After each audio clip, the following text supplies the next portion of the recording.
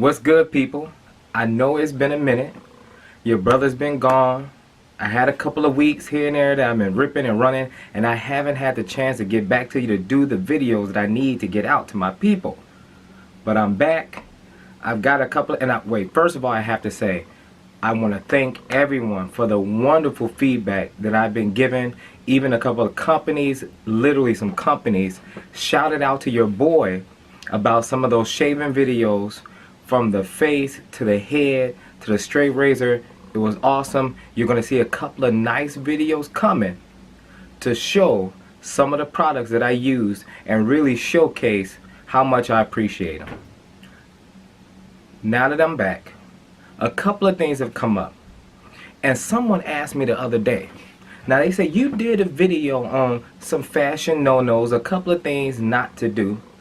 And they were wondering, one of the things that I pointed out was this whole idea of sagging pants, and it continues, but there's a lot of other negative trends that we continue to see on a regular basis. Now all these things are kind of subjective on some points, but one thing they asked is, when people wear these things, what is their mindset?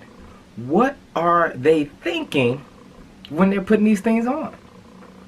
And I got to thinking, that's a good question. That's a very good question.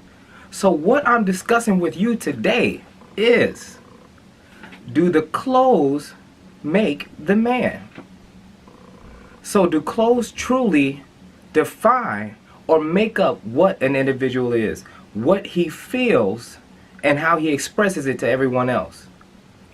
But that's exactly what clothes do. Clothes are like our personality put on display for everyone else to see.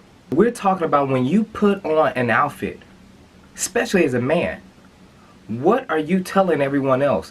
What are you showcasing about yourself that you want people to understand? Or how are you representing yourself? Mark Twain brought out a very interesting quote when it comes to clothing. He said, "A society without clothing is just naked people." And you say, well, what does that mean? Well, he meant that by saying the first time someone puts on an outfit or puts on any type of clothing, if you think about it, if you see a policeman just walking around in plain clothes, he's just a man. But the first time he puts that badge and uniform on, now he represents authority. He has an appearance. He is showcasing himself to everyone, and people tend to respect or not respect you depending on what it is or what your viewpoint is, but based on what he has on. We are no different when we look at each other. If you see a person, and once again, not based on how nice the clothes are, not based on how rich the clothes are. Now that definitely comes into play. But what we're talking about is, how are you put together? How do you arrange your clothing so that you say, this represents me and what I want people to think about me? Now we're not talking about judging a book by its cover, because you can't change the cover of that book. But as individuals, you can decide what cover or how you want to display yourself through the clothes that you put on. So think about it. If you're a female or even another man, when you look at that guy and you see somebody sagging their pants below their butt, what impressions do you get of that individual?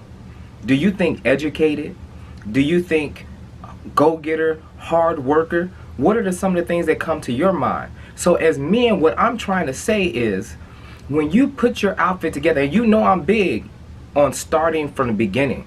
You go back to a couple of videos, and I'll post one of them on that morning regimen, getting yourself ready from the inside out. So once you started, you've had that shower, you've gotten yourself all together, shaved up and ready to go, you're smelling good, you're looking good, the outfit is just the cherry on top.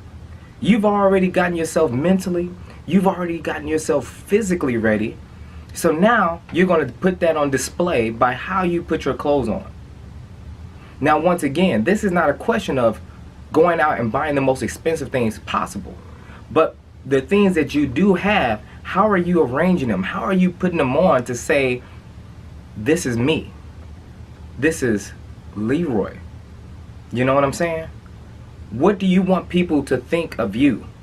We live in a world now that is totally different than it was years ago. Even now though, first appearances are everything. There's a famous quote that's been around for years and years and everybody knows it. You only get one shot to make a first appearance. And that is so true. And if you think about men back in the day, when it came to that, when a man stepped out the house, they made sure that everything they wore was on point. I don't care if you were a thug or you were a bad boy.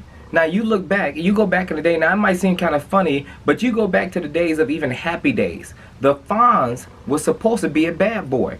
But if you look at that TV show Happy Days, when he was combing his hair in the mirror, and he would sit back and go, I'm good, he was supposed to be the bad boy that day, but yet he was making sure, even in that leather outfit about to jump on his motorcycle, he made sure he was on point. You look at the movie The Outsiders, once again, way back in the day. You had the Social Gang and you had the Slicks. And these are guys, same thing, leather, slick back hair and everything, but they always carry combs around with them, always making sure they were on point. And these were supposed to be the bad boys of that day. But everybody made sure they were on point. A businessman kept his shoes polished. In New York, from Chicago to every big city, at a train station, at an airport, there were always people there to shine your shoes. See, you don't get that today.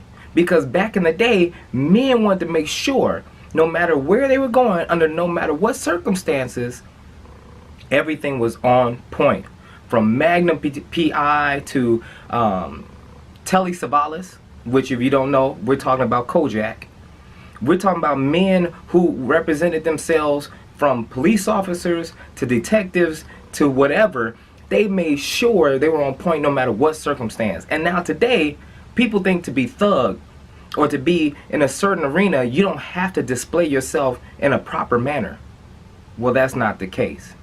When it comes to being a man, I don't care if you're a businessman, if you are a rapper, or whatever your skill or trade or what your profession is, when you leave that house, you should always be determined to put your best foot forward. You should always want to make sure that when people look at you, they know, now that's a man, that's a force to be reckoned with in a positive manner.